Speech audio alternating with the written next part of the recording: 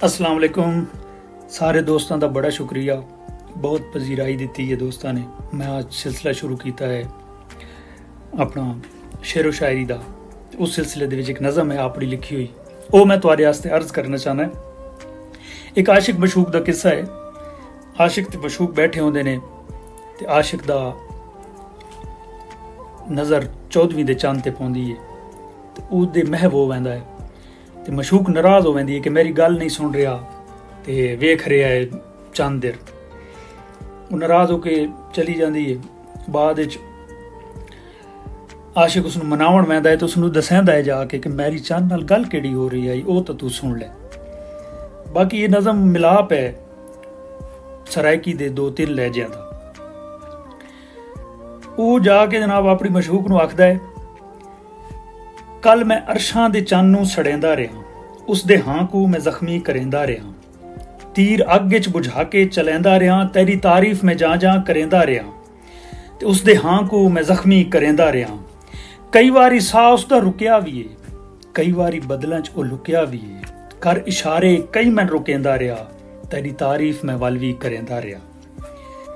कल अरशां दे चंन नूं मैं ए आख्या, रूबरूए जरा आए ना हो क्या, जो आया है मिलन मेरे चंन तू, भला वंज के उसदे पैरिच तू बा ते मेरा चन हिया हर एक तू जुदा, उसदी हर एक अदा हिया कातिल अदा, उसदियां जुल्फां रेशम दियां तारां है नी, उसदियां अखी शराबी बहारां है नी, ते इवें हस्से जो फुल वत करेंदा है ओ, ते कितने लोकां दे हां चा चरेंदा है ओ, ते इवें टुरे कि जिवें कोई शाह होवे, जिथों लगे अदब दी कोई जा होवे।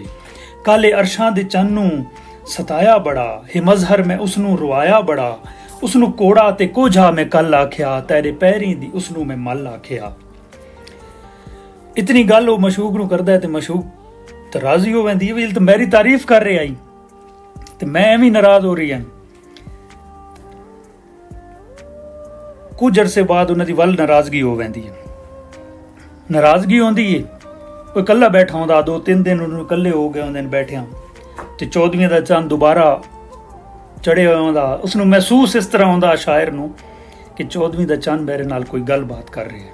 केड़ी गल बात कर रहा है कि कल मेरे कोलों आया अरशां दा चंद, मैं तू पुछे उस कित्थे ही शोला फिगन, जिसनू मैथू भी सोना बनाया हैया, मंचा पैरें च उसदे बहाया हैया, जिसदे मान आई तैन अज कित्थे ही हो, ते जिसदे काना है तू अज कित्थे ही हो, ते गुजरियां गल्लां यादां डिवाइयां समैन कीतियां हैं जो मैं ओ डसाइयां समैन, तीर अग विच बुझा के चलैंदा रहा, मेरे हां को ओ जख्मी करेंदा रहा, ते मैं सिर सट के हंजू रुकेंदा रहा, मैं सिर सट के हंजू रुकेंदा रहा।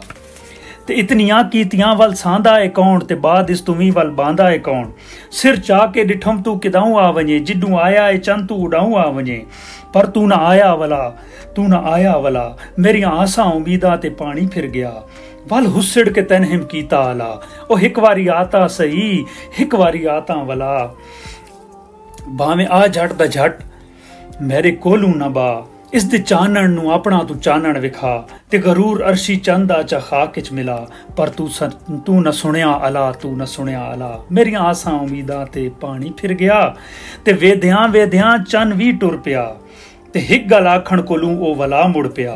भला केड़ी कि वैंदियां वैंदियां हिक अला कर गया, हक बजुर्गी दा नाले अदा कर गया, कि मान एदा भी कहते करींदा नहीं, एदा अपना भी कहनू अखींदा नहीं, जग ते कहंदा भी कोई नू सिवाया अपने, दुख वंडेंदा भी कोई नू सिवाया अपने, दुख वंडेंदा भी कोई नू सिवाया अपने।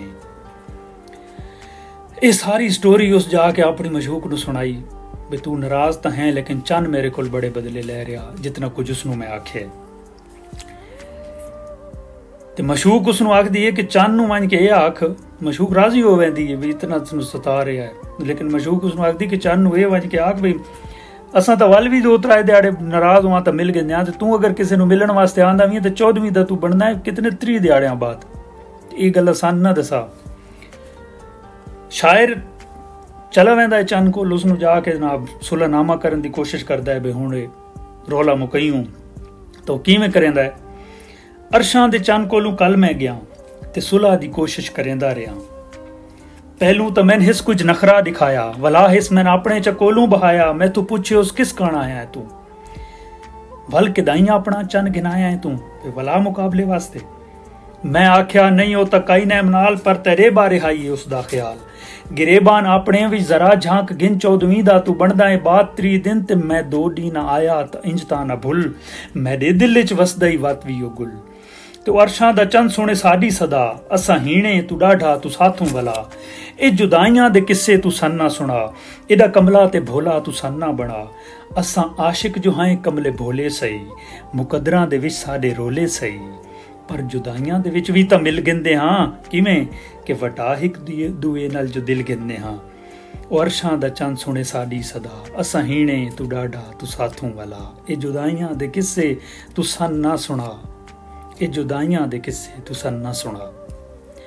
नवाजिश मेरे दोस्त अहबाब, अगर तो नज़म पसंद आई होवे तो दात देवनी है चा ते लाइक करना है चा।